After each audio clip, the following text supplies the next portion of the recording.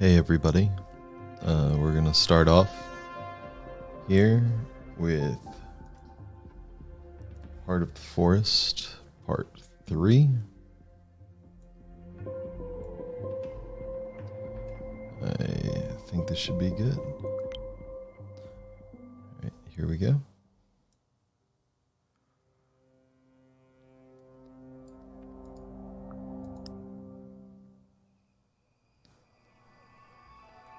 I couldn't get back to sleep. Since I arrived in this accursed village, things had been getting stranger and stranger with every passing hour, and now I'd ripped a pillow in half in my sleep. Nothing about it was normal. I needed to talk it over with someone I trusted.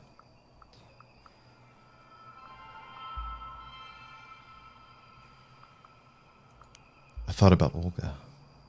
Olga was local and knew a lot about what was going on, and despite her brusque manner, she seemed to accept me. The sun had just set, and the moon wasn't up yet. I started walking. The forest loomed on the horizon. The activist camp was somewhere there. I soon ran into Anya. "Oh, Maya, it's good to see you," she said. "We need to talk." I was all ears. "I'm worried about you. Since we got here, you've looked distressed," she explained with a sigh. "I've asked about it, and it seems like you're associating with some dangerous people." "They know things about my family," I answered, "and I need that information."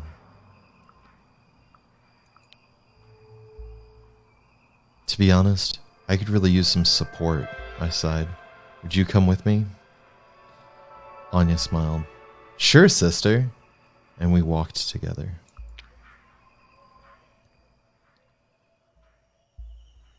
The camp had a different vibe than the logging site protest. There were more people there. We looked around, trying to take it all in. "They are coming and coming." Anya laughed, excited. The people in the camp seemed quite cheerful. There were tents, and I could smell some bacon in the air. People were milling about, setting up camp, singing, preparing posters. It was a joint effort. My stomach growled. I was hungry. I looked around. I definitely needed to talk to someone about what was going on, about what I felt. I needed to see Olga. I came there looking for Olga, and I soon spotted her. "Well, hello again," she greeted me. "I didn't expect to see you here so soon. Actually," she gave me a long, hard look, "I didn't expect you to see you again at all."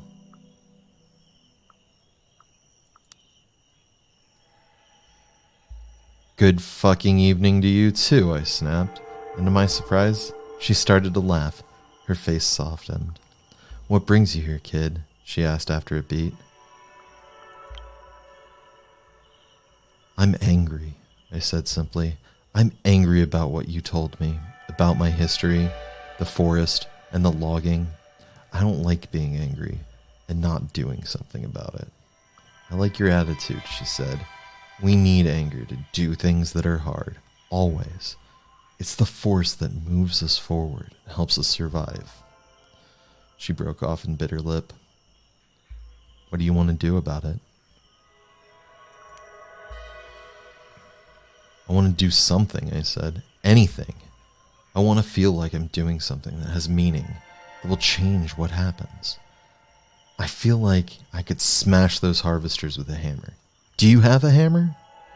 If I had a family debt to pay, it couldn't just be an observer anymore. She looked at me, her eyes a weird color, like deep, dark honey or molasses. "I might, but I need your support because Cornell will try to push his own agenda."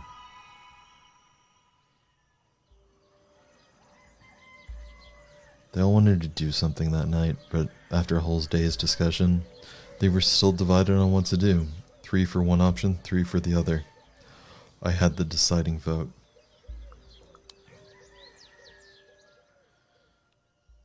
I voted for direct action, and soon we were on our way to the logging site. We had some harvesters to deface.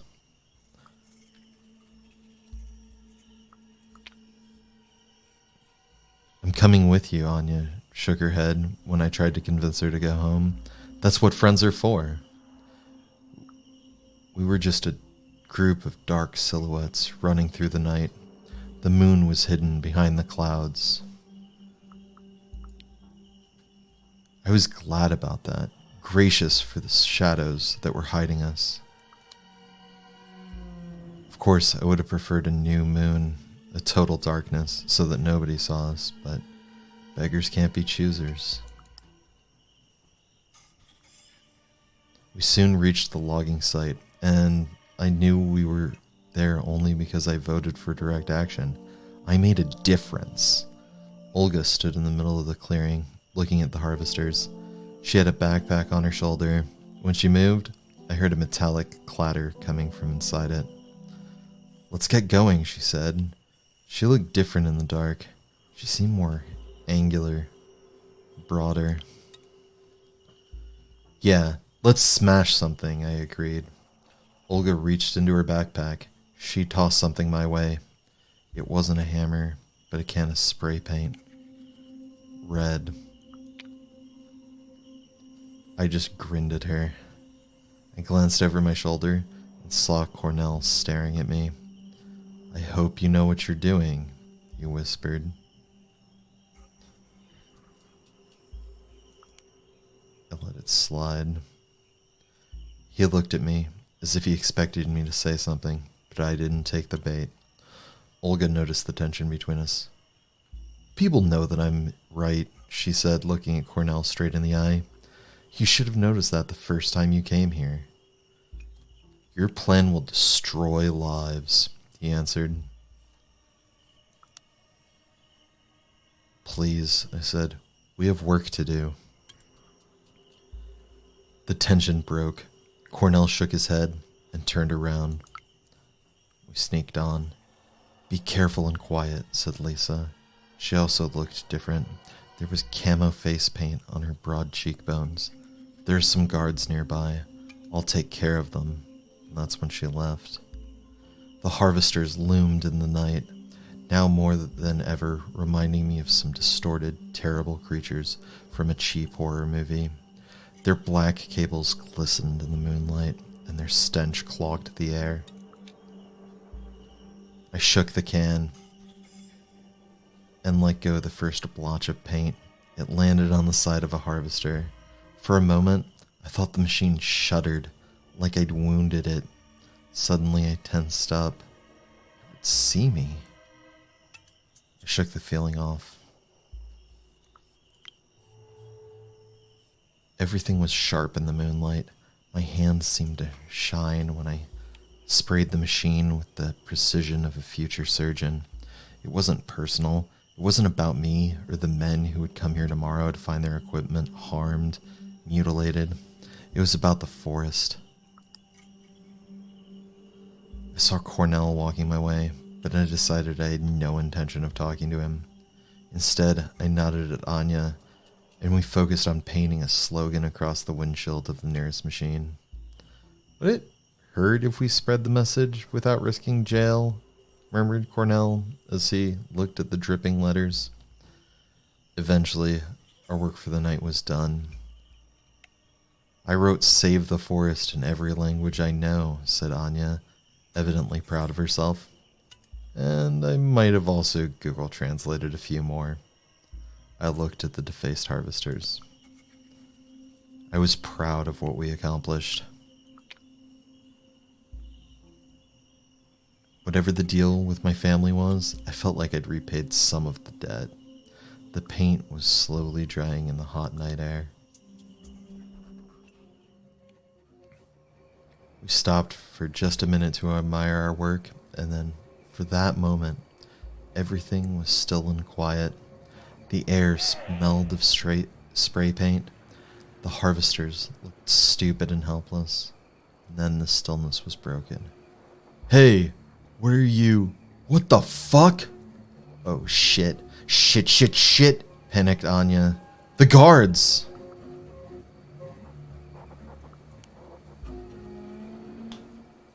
Cracked my knuckles. I took a few fast breaths and cracked my knuckles. I was ready. The guards were coming. There were 5 of them between the trees, 5 men, of course, pointing their flashlights around chaotically, getting angrier with every second. I looked at them, looked at the rest of my companions, and I rushed towards the guards. The clearing shattered like a broken window into sharp pieces, its edges cut clean by the rays of a flashlight swirling in the darkness. One piece, a shout, another silhouette leaping, a dodge, a grunt, a punch, a cry, curses in 3 different languages. My mind was crystal clear as I jumped from one piece to another. The man I'd hit stumbled, more surprised than hurt, and then lunged at me. I took a step back to gain momentum and hit him as hard as I could. I heard a crack when I hit his nose, and then there was a loud thud. A flashlight shone his way. Anya screamed and grabbed my arm. I saw blood. Blood on his head. Blood on the stone next to his head. Blood on the ground, dark and fresh. It was a fight, and in a fight, sometimes you get hurt. I turned away from the man to look for another target. "She killed him," one of the men shouted, the horror clear in his voice. He directed his flashlight at my face, blinding me. I moved towards him and grabbed the flashlight. The guy was strong and we started to struggle. A second later, I noticed a huge silhouette behind him. It looked at me, and its eyes were glowing. "Leave her alone," it growled, and I recognized the voice. Was it Olga? It was Olga. She was bulging, muscles growing bigger, bones getting longer. She let out a joyous roar, grabbed the man, and slashed him with her claws. I felt a surge of adrenaline, my nostrils flared, and I suddenly heard myself growling. Something warm landed on my face. More blood. Howls. Terrified screams. Anya looked at me, panicked. "What do we do?" The man screamed again and pointed a gun at Olga. I acted on instinct. I zeroed in on the man pointing the gun and launched myself at him. A gunshot tore through the night. The pain was unbearable. Nothing in my life had prepared me for this.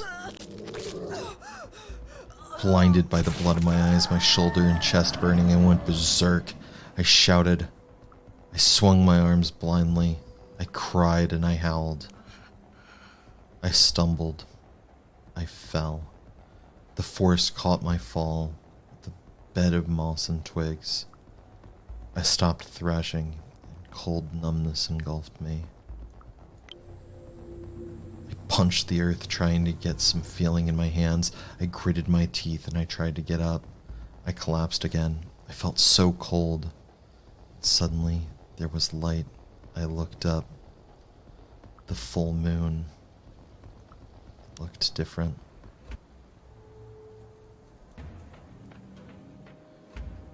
The moon was a goddess and she noticed me.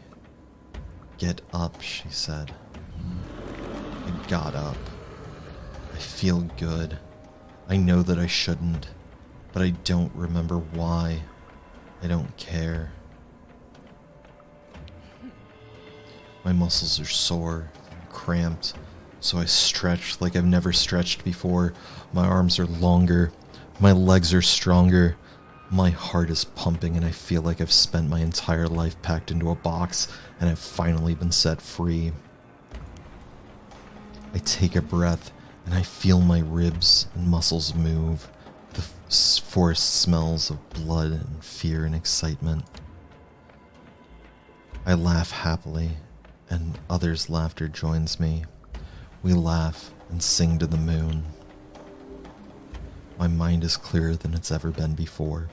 I see the world in sharp contrast of black and white, movement and stillness. I smell prey. I hear language in the hooting of owls, the whistling of the wind, the snarling of wolves.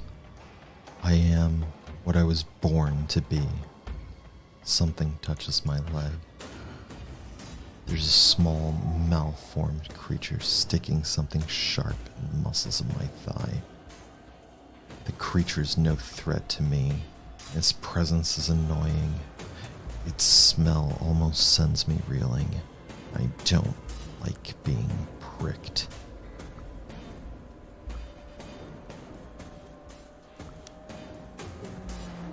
I push the creature away, and it flies through the air making funny noises. Then it hits a tree and stays there, pinned to a branch like a butterfly. My ears prick, and I hear more creatures running blindly through the bushes. My leg no longer stings, and I feel better than ever before. I smell prey, and I start hunting. They do not see me as I move silently through the undergrowth. The creatures are running away, their backs turned to me. A growl escapes from beneath my teeth, and one of them turns my way. It challenges me. I don't skip a beat as I lunge at it and close my jaws on its head. The taste is sweet. Piercing light burns my eyes. I hear more creatures coming my way. They want to hurt me. With a roar, I attack them as they slowly stumble, trying to understand what's happening. There are sharp noises, there are sudden flashes, and the air smells of fire and singed hair. They hurt me. I bite, and I punch, and I roar. I flare my nostrils. There's a new smell. Something is coming. The creatures? No. Something else. I see them moving among the trees. Suddenly I'm surrounded by them. I think I know them. They seem familiar. It's like I met them in the past, but they were hidden. They close in on me. What do they want? I relax and wait for them unflinching. They approach me and sniff the air. Their smells are overwhelmingly familiar. Once the people had sounds attached to them, but now I realize the sounds were not their true names. Run with us, they say.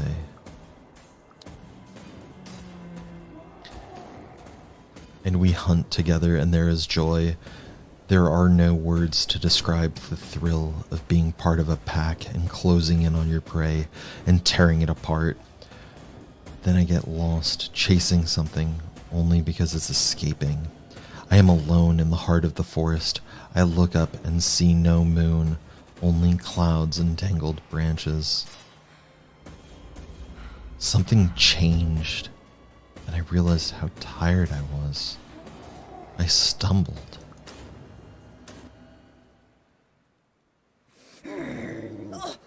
The night sky was full of stars. Confused, I opened my eyes. The forest around me was thick and dark. The tree trunks, wrapped tightly in dark-leaved ivy, were covered in ripples of lichen where the vines hadn't taken hold. The thorny, leafless bushes at their base were overrun with nettles. The fungi radiated with ghoulish, sickly green light. Dark, sponge-like mushrooms clung to the fallen trees. I took a deep breath and winced. There was a foul smell in the air. Suddenly, I realized it wasn't the forest that smelled so foul. It was me. I looked down and I saw my hands covered in a dark substance. I was naked. A sticky, glistening film of liquid was clinging to my skin. I could feel it on my face, in my hair. Blood. I felt something waking in my chest. A long, guttural scream. I remembered my dream and slowly lifted my eyes. Dead bodies were strewn around. There was a severed head right in front of me. The face was contorted, the eyes bulging, the mouth open, the tongue stuck out. It was obscene. I doubled over, retching. I recognized that face. It was one of the security guards, the one I'd argued with. It was my fault. No! I let out a long, blood-curdling scream. The night swallowed it. The bushes rustled, and a moment later I saw Olga coming from between the trees. She looked at me, at the head, at my face. She came closer and squatted beside me. "It's okay." She patted my shoulder. "You're a werewolf." I looked at her. I blinked.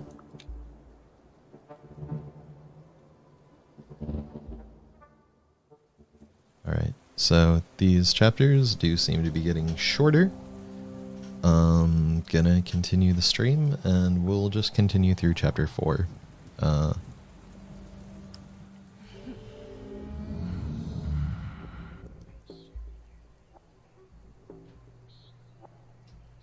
The morning smelled of the forest, fur, and strangers. I slowly opened my eyes. The warm space under the low-hanging branches of an old spruce tree was full of other people sleeping. Their muzzles rested on their paws. Stepping over the sleeping forms, I made my way outside. Alone, hiding in the tall grass, I sniffed around. The sky was bright, and the forest around me was dark and full of interesting smells. High in the trees, birds yelled about status, sex, and violence.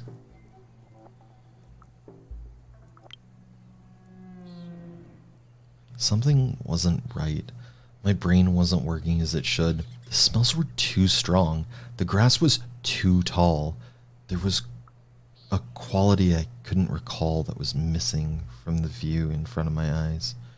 A creature stirred in the bushes nearby, a tall, dark silhouette, a strangely familiar smell.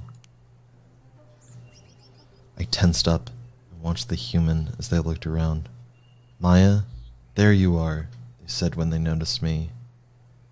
It was time to get out of there. Suddenly a feeling like a cramp or spasm surged through me, and everything changed. My body started resetting itself to the familiar shape, and it hurt. Bones broke and fused again. Muscles and sinew moved under my skin. I cried and thrashed. Then, panting and sweating, I was home it again. I hit the ground with my bare ass. Colors exploded. The morning breeze suddenly became cold, and I shivered. Confused, I looked at the person approaching me. "We've prepared new clothes for you," Olga handed me a bundle she took out from her backpack. "Better stay human for a while. They won't survive the change. Not until Lisa deems that you're worthy to learn the right." I snatched the bundle and started pulling the clothes on. Sturdy but comfortable boots, cargo pants, a green hoodie. They fit perfectly. I thought about the previous night, where I was raging through the forest, about how different I experienced the world through the wolf senses, and about the discomfort and confusion of changing shape. So I was a werewolf. There was no denying it. I was no longer human.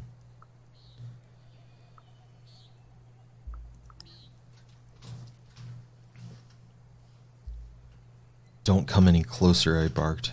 "You have some serious explaining to do." "That's why we've all come here today." I just stood there for a moment in silence. I was wondering how one usually learned that they were a werewolf. It doesn't make any sense, it suddenly struck me. How come nobody knows werewolves exist? "We protect the veil," was the answer. "It's easy to convince humans that the supernatural doesn't exist. They already want to believe that, and the delirium helps."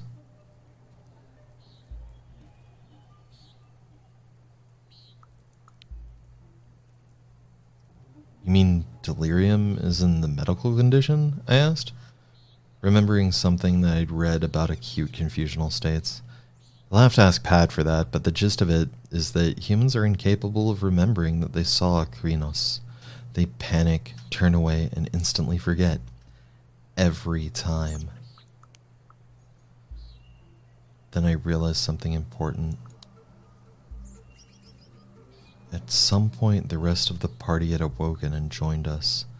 The clearing was full of wolves.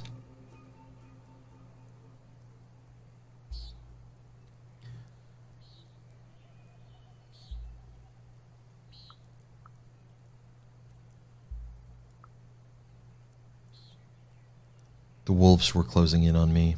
I knew my next decision would have serious consequences.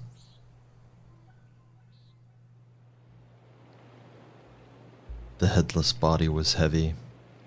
They said that as my first kill, it was my burden. It was my duty to take it to the barrows.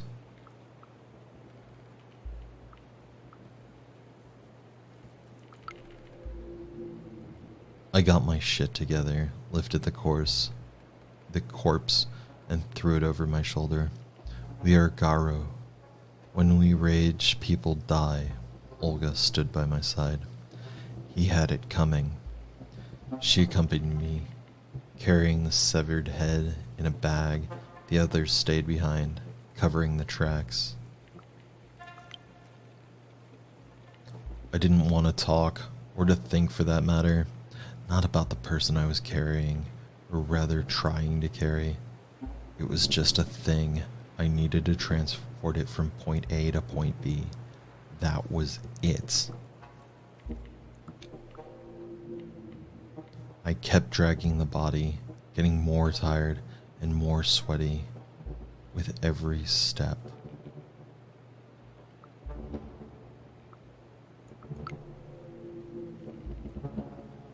Suddenly, I understood.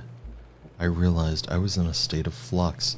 I could change shape the way I shifted my position when I ran, and there was so much beauty in it, in all the forms and possibilities, always fluctuating.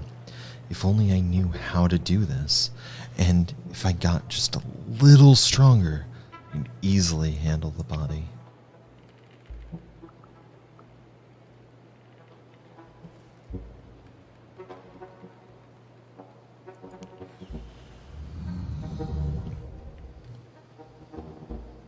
I was Glabro, the near-human form. The pain was stronger than I'd ever imagined. I felt my muscles spasm as they rearranged themselves. My jaw cracked and my mouth filled with blood. I clenched my fists and claws, drove into my palms. I screamed. When I rose, panting and sweaty, I was more than human. I was Glabro, wolfish, strong, scary. It hurt. The change hurt more than I expected. The world shifted. Not much, but enough. I felt my teeth get sharper and my muscles stronger. I picked up the body. It was a lot lighter. At some point, I realized we weren't alone. There were two shapes in the bushes on either side of the road. Animals, one big and gray, the other small, nimble and white. Ah, my companion smiled. I see you've noticed our patrons.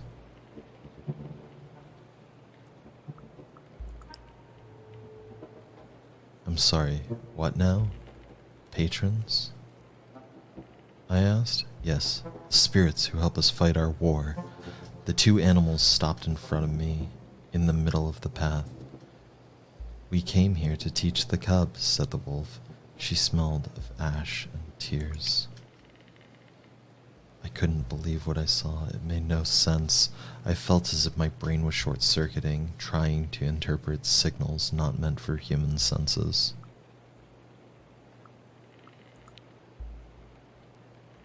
My eyes told me there was a wolf staring at me, but when I looked at it, I felt ash on my tongue. I heard a mourning howl so deep it reverberated in my bones, and I smelled fire. and when it talked, it was like the rustling of leaves formed words in my mind. But hallucinations or not, they just would not leave me alone. The weasel circled me, and before I knew it, I could feel small claws on my legs, then on my back, then on my arm. It smelled musk and electricity. Then it bit my ear. "Get off of me," I yelled, trying to knock the weasel off my arm. "Ooh, a feisty one. I like it," its electronic voice echoed in my head. "Enough," the wolf growled, or at least that's what my brain decided to hear. "In the beginning there was Gaia, aka Mother Earth, and she gave birth to a mighty breed of warriors," the weasel began. It sounded electronical, like a teenager reading a Wikipedia page over voice chat. "They were called Garrow, that's werewolves in Werewolfish, and their sole purpose was to protect Gaia." "They failed," wailed the wolf.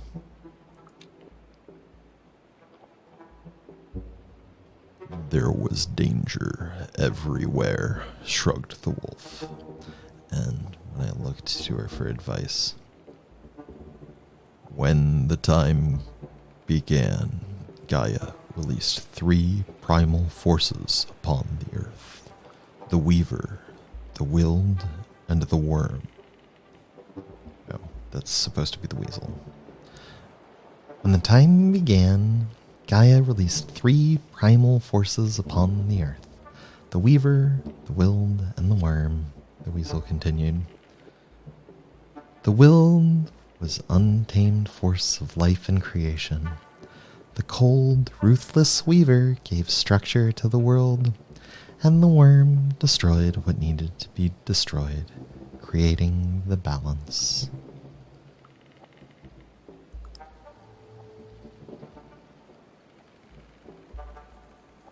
"So were werewolves creatures of the Weaver?" I asked, "enforcing order?" "They were Gaia's children," the wolf snarled, "born to herd and contain humans." "I can see that something went wrong," I smiled wryly. "The Weaver grew too ambitious and trapped the Worm within its lifeless web," the weasel answered. "Confirmed and denied, the Worm went slowly insane." "Now Gaia is dying, choked by the Weaver and eaten alive by the Worm," wailed the wolf. "And you must sometimes fight the Weaver," it said with a sad voice. "But usually you can reason with its servants." Then it turned and led the way. It didn't look much different from other parts of the forest, until you noticed the mounds, that is. There was something about the flattened hills that drew my attention.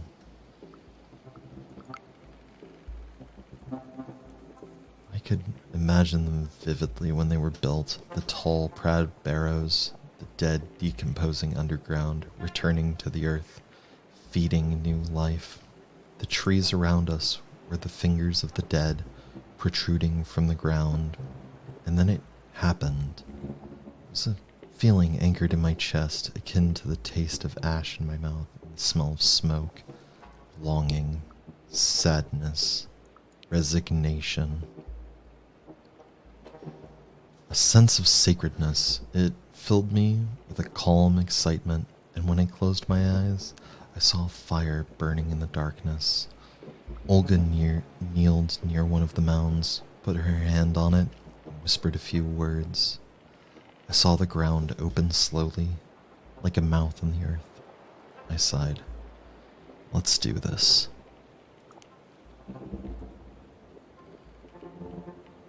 We took the severed head and the body I had wrapped up in sheets and put them in the hole. It closed slowly, and I could swear I heard the trees nearby sigh in anticipation. The wolf howled, and I could feel the hair on my hands rise. Welcome to your new life, the talking white weasel grinned. We have something else to show you.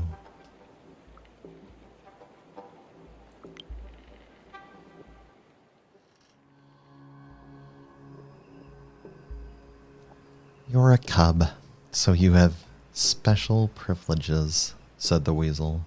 Pshushka will grant you a vision. You must see to understand, said the wolf. Think carefully before you choose what to see.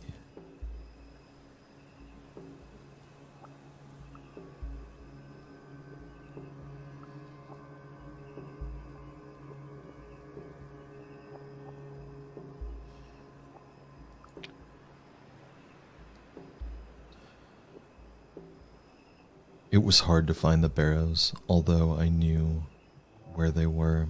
When I looked behind me, the path had disappeared. The forest was bigger than I imagined, and not easy to navigate.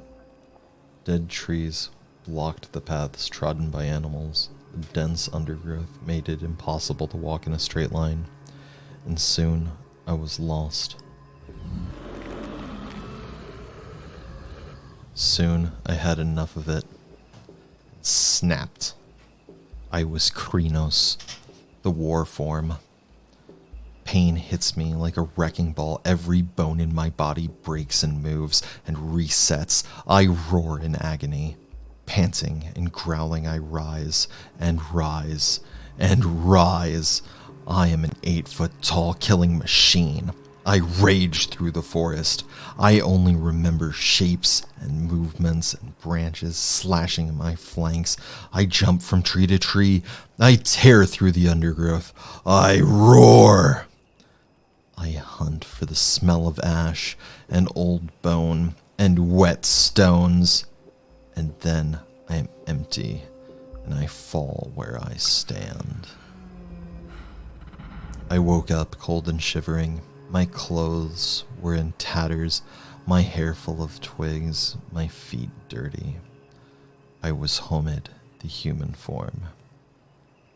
My body reset itself to the familiar shape. Bones broke and fused again. Muscles and sinews moved under my skin.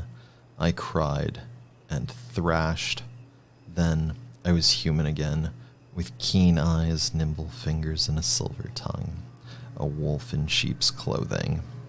The barrows, I climbed the nearest hill.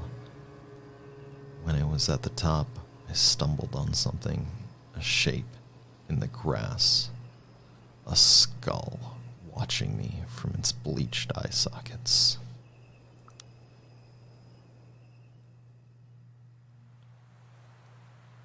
There is a swirl. It starts deep within me, and then it expands. Everything is motion. There is no center anymore. There's a bird flying higher and higher until it sees a group of houses in a clearing. There is a wolf, her howl like a keen. The houses are mere huts. There is almost nothing that protects the people from the forest. Their clothes are rags, their feet are bare. Their hair and long beards are unkempt. There are wolf cubs, then there is blood. Then the howling begins, the mournful, blood-curdling keen of a mother who has lost her children.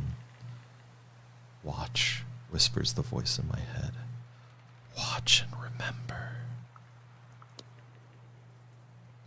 But I cannot just stand by and watch. I want to act. Those cubs had no protector, but I can save others. The forest wakes up, erupts with rage, and powerful furred bodies surge through the trees towards the village. The humans try to escape. They scream and beg for mercy. They try to protect themselves with fire. The Garrow rise up, their talons red with blood, their eyes glazed with fury, and the fire is yanked from the hands of the villagers. The houses start to burn. The keening turns into a howl of joy.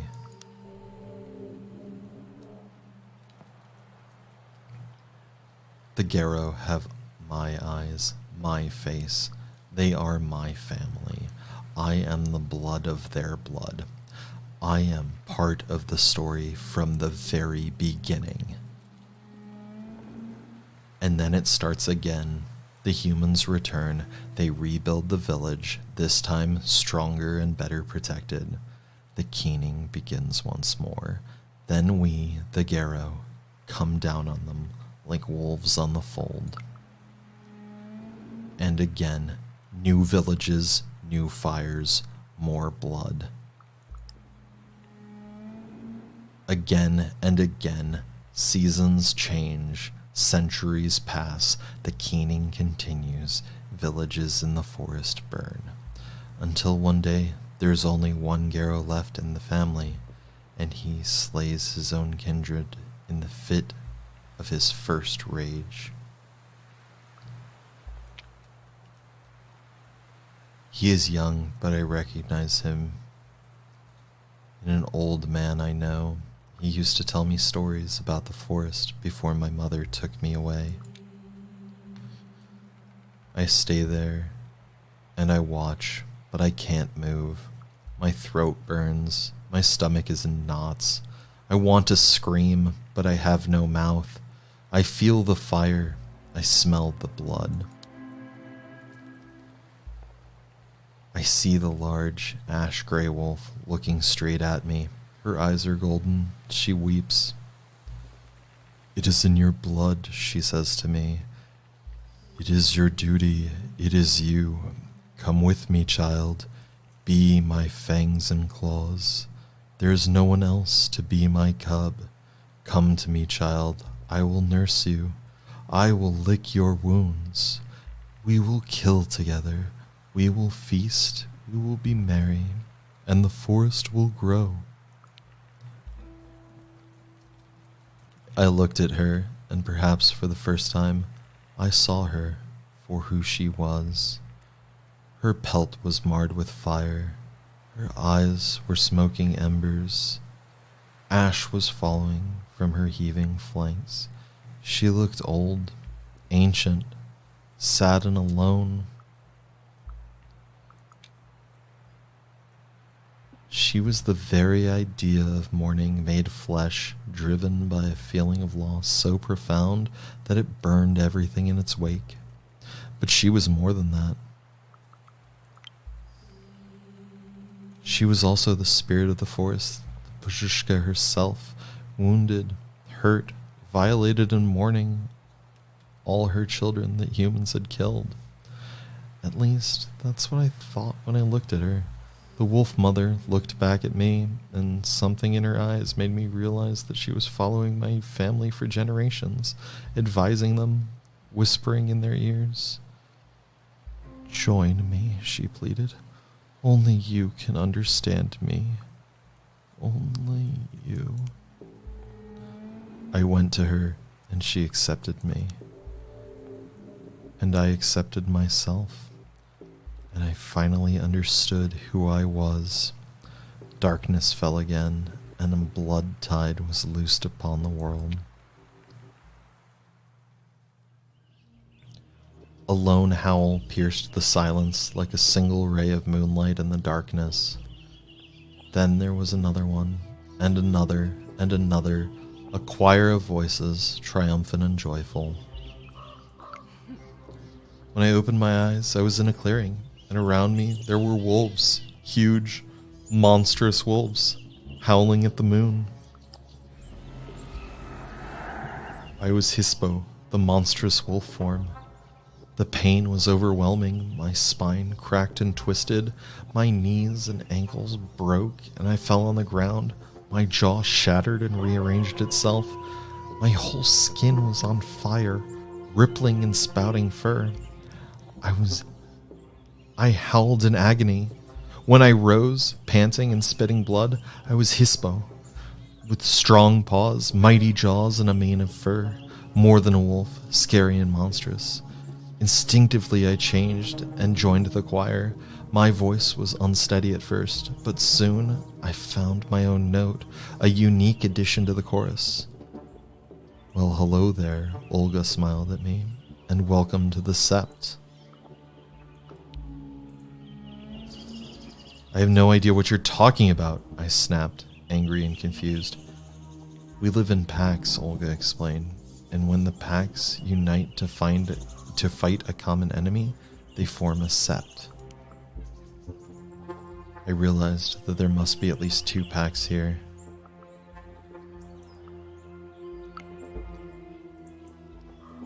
Three of the monstrous wolves changed. Olga and Lisa stood up, human-looking again, their clothes rumpled. A yellow-eyed wolf by their side turned out to be Daniel. We are the pack of the mourning wolf mother, said Olga. They smelled of ash and tears, and for a moment I saw the wolf spirit among them. The great gray-eyed wolf changed to Cornell, and soon Pat and Kim joined him. We are the winter weasel pack, said Kim. A white shadow settled on Pat's shoulder. I smelled musk and electricity. We are all Gaia's soldiers, said Cornell, in that we have no choice, but we can choose whom we fight alongside.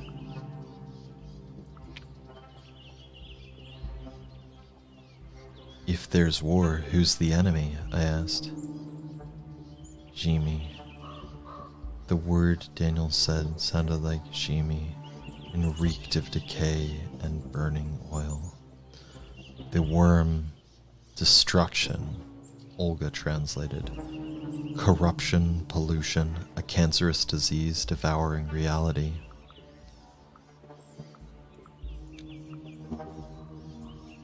I have so many questions. I shook my head.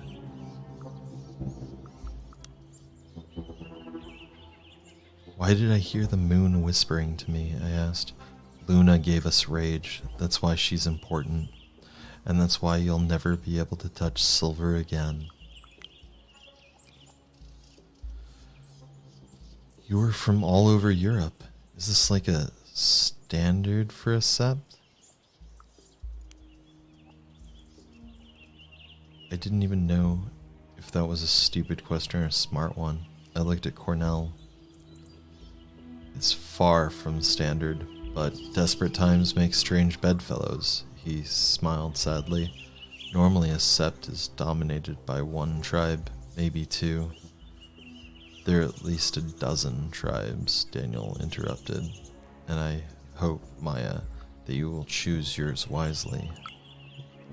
What about those spirits? How does that work? The world casts a shadow. We call it the Umbra, said Lisa.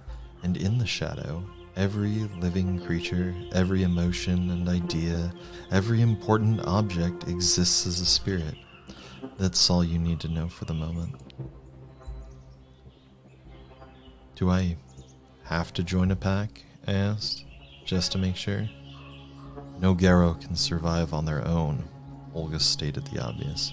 You may not like it, but if you want to live, you need us and our support, and we need you.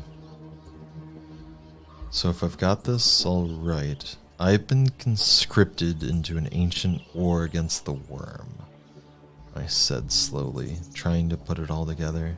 And the moon gave me rage as a weapon, but I must avoid silver. And there's a whole secret world of spirits, I continued, and I have to join a pack and choose a tribe. Exactly, Lisa nodded. As for the tribe, there are 2 people who could mentor you now. Olga is from the Black Furies, an ancient tribe of woman warriors, and Cornell is from the Children of Gaia. He is more a peace and harmony guy.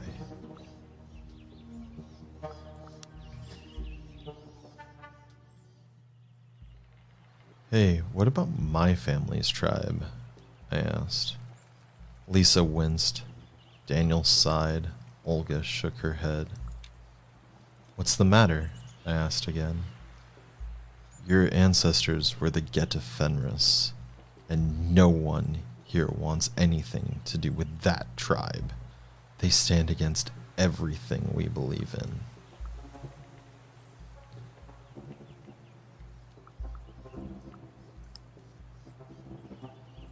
They surely aren't that bad, I asked. Are they? Geta Fenris are the most radical Garo supremacists that have ever marred the face of the earth, Kim scoffed. Like legit fascist werewolves. Some of them literally worked for Hitler.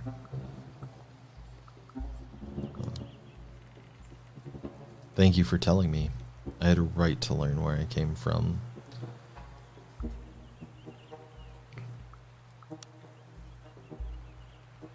I wanted to learn more about the tribes and find an option that would really resonate with who I was.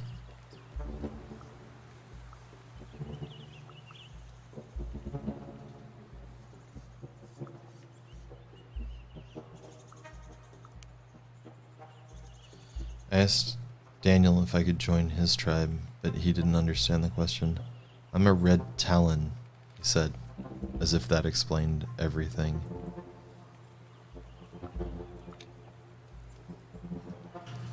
What are the Red Talons? I asked Daniel.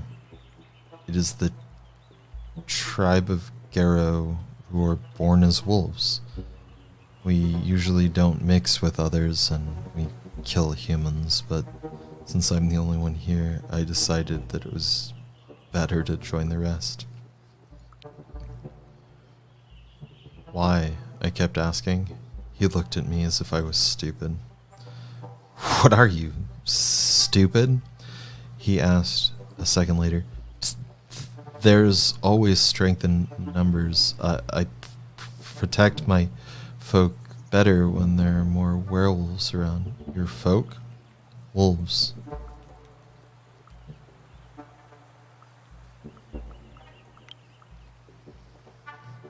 Thanks. That was all I wanted from him. I was too exhausted to bug them with personal questions. One thing is bugging me. Why are there so many of you here? Suddenly everyone in Biloska is a werewolf, or what? You know nothing, cub, Olga laughed bitterly.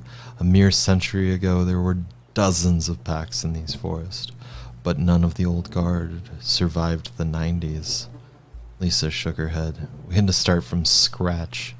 Until you showed up, there were only 6 of us, and 3 of us not even local, Cornell pointed out. 2 packs, too small for their own good. Anyway, before you were admitted to a tribe, you need to prove yourself. Prove myself? Hadn't I proved myself enough already?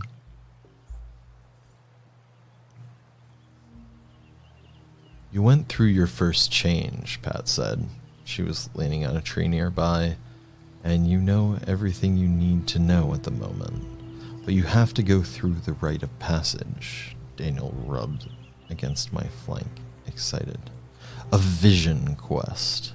Kim winked at me. And since we don't have time for tests, we need you to solve a real problem. Olga stepped in.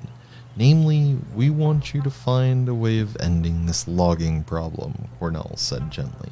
So, how would you like to do it?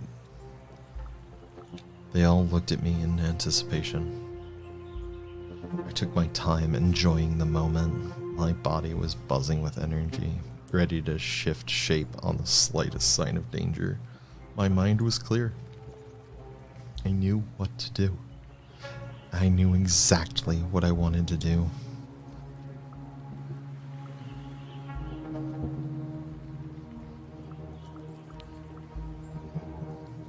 We have to cripple the logging operation. I say, let's destroy their equipment. Never mind the loggers, Kim made a dismissive gesture with her hand. We have to inspire the protesters. We have to arm ourselves, both us and the human protesters, and fight the logging. Not metaphorically, physically. Olga nodded with approval. I know someone who can arrange for some explosives for us. Daniel beamed. Spoken like a true Arun. I bet you were born under a full moon, weren't you, Maya? How did he know? I looked at him surprised. How did he know? Mom always told me when she gave birth to me the full moon was shining through the window and she couldn't take her eyes off it. You're right. How did you know? Garo born under the full moon are warriors and leaders, said Olga, just like you and me. It is a path of glory and honor. Your place in werewolf society will be determined by your renown. Glory through defeating mighty enemies. You can earn honor following your moral imperative and upholding the laws of the Garo. You can earn wisdom by acting efficiently, thinking well before you act. Your renown will change as you play, contributing to Maya's legend among the Garo. No pressure at all. Olga must have sensed my confusion. Come on, we have a lot to discuss. She patted my shoulder. And we have to find your phone and wallet. I nodded and followed her. I had to tie up loose ends in my old life. I am sitting on a bus. The sun streaming through the windows is making it hard to see. The narrow road cuts through a dense old forest. I remembered doing something important, walking among the trees, looking for something, losing something I loved, gaining something unwanted. But then I am fully awake and the memories scatter away. We're almost there, Anya said. I did some searching. She looked at me from over her phone. And this place is amazing, the last primordial forest in Europe.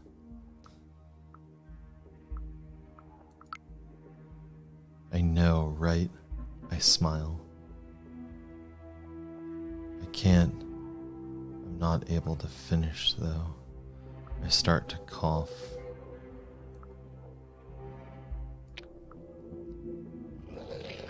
My throat is sore, my lungs hurt.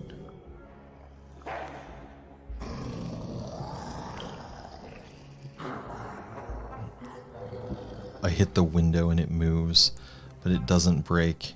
It's gray and dull, and some of it stays on my hand. The substance is sticky and makes my skin itch.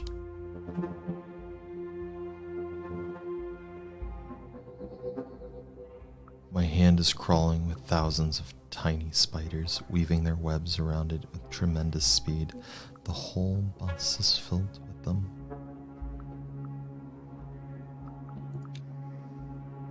I try to fight them, but they are too small, and there are too many of them, and after a few seconds, I am covered in cobwebs, unable to move. I hear a hiss, and then slowly a long, dark, bloody shape comes out of Anya's eye socket, pushing the eye out. A black snake that reeks of rotten meat, acid, and oil. Don't fight, Maya, you're already mine, it says, just like your grandpa. And then it kisses me.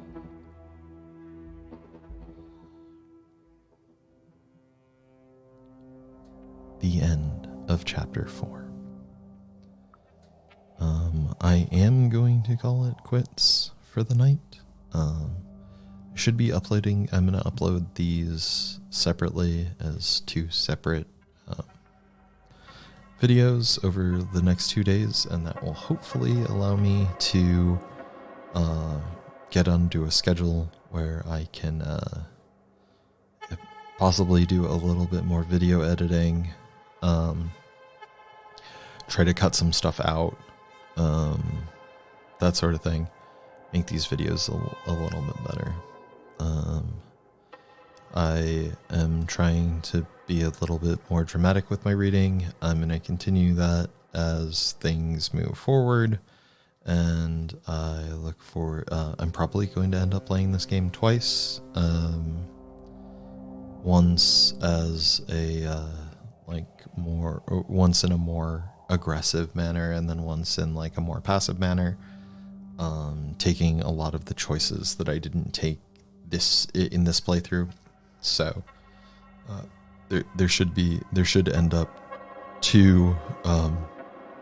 This first Arun playthrough, and then probably another one. But I might wait to start another one. And hopefully the quality on that will be better, because I'm going to get better at knowing who all of the characters are, the voices, and all of that stuff. So, all